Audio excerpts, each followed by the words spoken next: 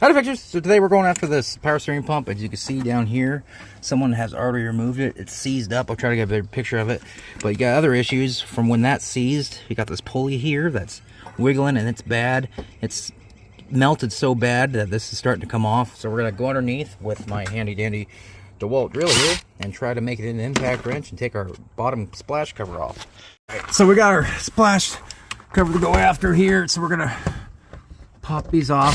Hopefully not get a whole bunch of rat turds in my mouth, because I really don't prefer the taste, but some people do. I am not one of them. So I'll get out of the way, get these last two. I should allow it to come down. What we got here? We got, oh, there's one right here. And one right there. And there's one right here. Now it's closed. Just a little bit of rat turds. Slide that out of the way. So this is our pump. Pretty easy to get to. And she is seized up. Her lips are pretty tight. Man, she is CEE'd. So I'm trying to think what the best option here is. So you have to take this line off. So this is this big nut here. I'm guessing like a 21 or something like that, or maybe even like a 25, 21, 25, 24, 25, something big. Pop that loose first. And then we have this other one up here, which is the same. We'll pop both those off. And then we have a 12 up there at the top that we're gonna have to take off. And then we have these Allens that hold the pump together, so we don't have to worry about those. But I think for the most part, it's 12s and 13, or 12, probably 12s, and these big nuts that we have to get to. Somebody has already done me a favor and taken this pulley off and bypassed it, so I'm gonna have to fix it, put the correct belt on there. We're gonna put the correct belt on there, and we're gonna put this into place. I'm gonna have to get another bolt, and I'm gonna have to clean my pulley up that has a whole bunch of belt debris on it because it got melted. So let's see what I could do. I don't think you can just get a pulley for that. You're gonna probably have to buy a whole new thing. But I may not. Let's expose some of these. This is 12. And let's see if I can get anything on that to pop that loose and get a pan. Alright, so we got this line here. I've cracked it loose with a crescent, which is probably my best option because I don't have anything that big with me right now. You see the fluid is coming out. I'm not sure. Some of these kind of take weird fluids, so I'm gonna have to look it up after I do it. It smells like ATF, power steering fluid. But so we got that. That line's loose. And we're gonna get these loose. These are 13s. I thought they would be 12s, being it's like trick stuff. But we're gonna get these loose. That line's loose. So we just have one more 13, I think, back here. There might be 3 or 4 bolts that hold it in. But we're gonna, you'll find out. You get to watch me do it. So if you like what I'm doing for you, just give me a like, give me a subscribe, and tell a friend about it. Try to do my videos short and sweet and to the point, and a whole lot of extra information that you don't really need. You know, like a back mole I got or anything like that. You don't need to know that. So we're just gonna go after these things.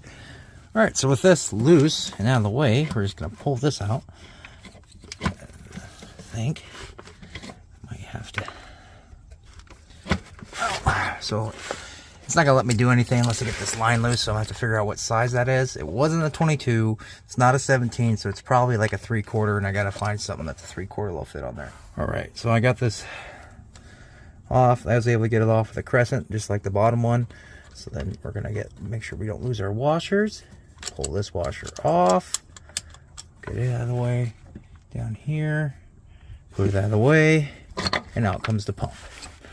So there's a washer. You can see here, that's important. I think my new pump comes with that. So we're gonna put this out of the way and go look at our parts. All right. So this is the new pump. This is a Cardone pump. There's the part number if you want to get fancy. But here's also supposedly the appropriate belt for one that has power steering. Right now the belt is without power steering. So they got a belt that worked for that. So here's your old one. That's a Luke number, so that's probably the OE number. And like I said before, she's seized, so it must have just ran out of fluid, seized up, and caused the customer got this car because it was free, because it was overheating. My assumption would be that it was slipping so bad because this was seized up that it was overheating because it wasn't allowing the fan to spin correctly. So we're gonna pull this out. Let's see if we gotta switch anything out. Prepare our parts, and so everything looks legit. Everything looks into place. We got plugs here, it's packed with fluid. This is, so that's about the right distance. So yeah, I think that's about the right distance where it needs to be adjusted out. This is probably important for like being torqued up. So let's see. Yeah, that's right. So I won't mess with that. This pump spins freely. So I think I'm gonna put this other one up in there and tighten her up, which is pretty straightforward. And then we gotta worry about the belt.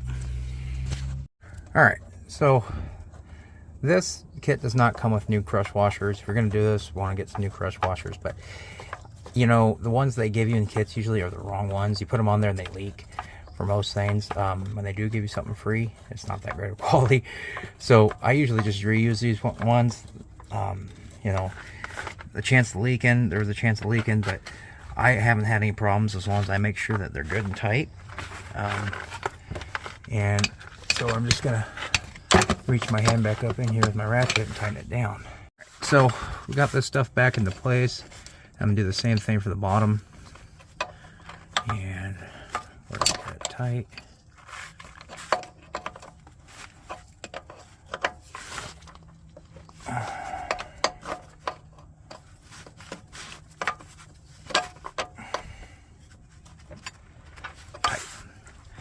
She's tight, so then I'm going to get my bolt, put this back into here, and we'll mess with the pump.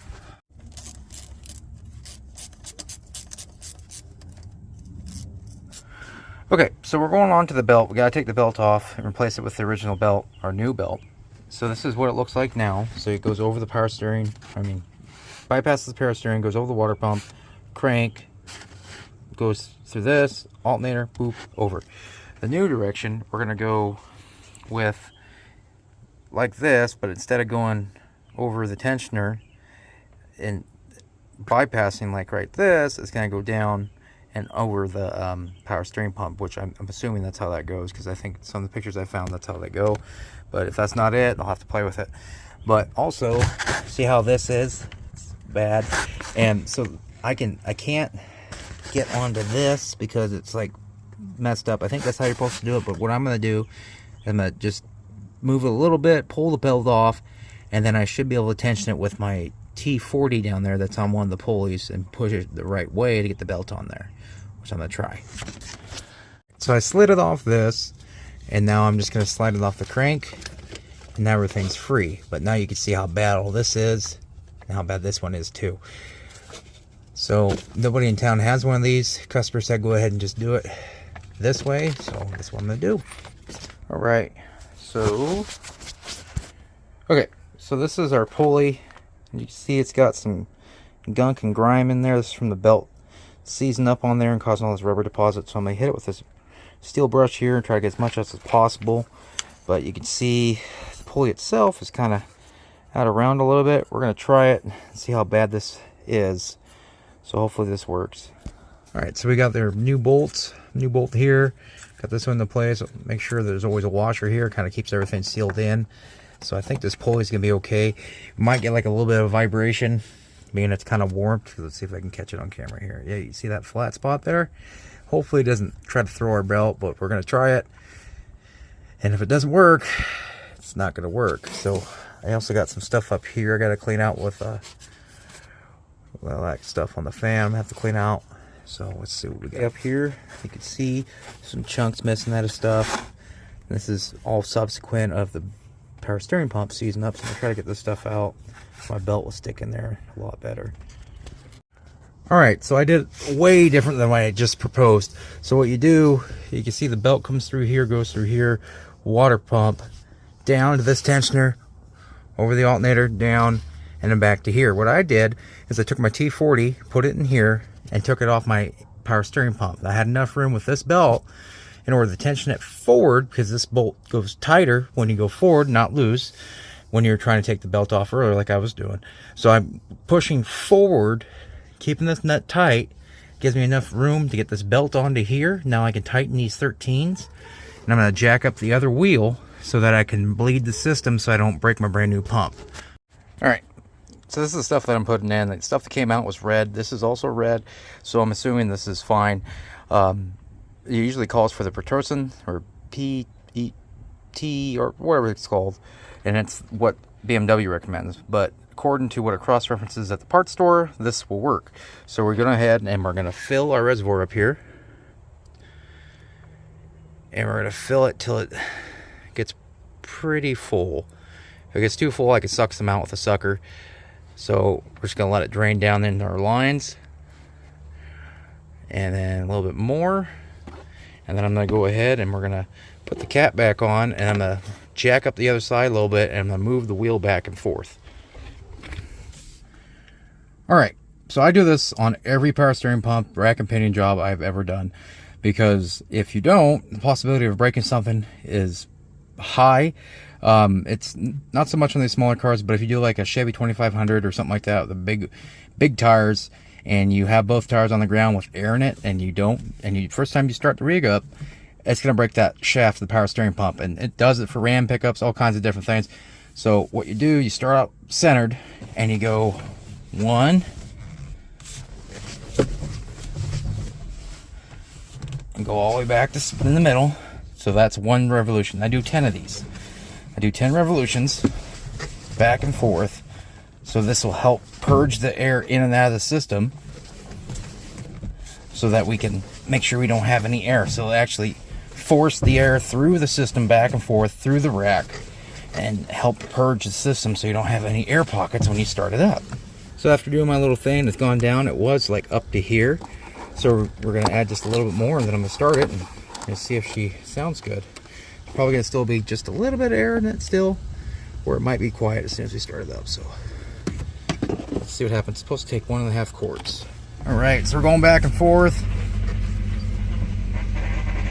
A little bit of air in there. So we're going to stop it and just let it run and look for leaks.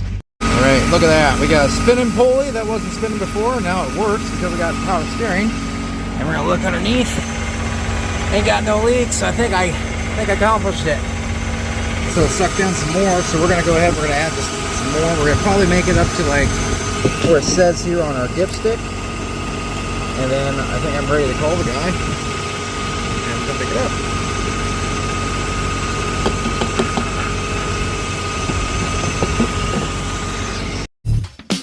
Fixer good. Be a fixer. Be your own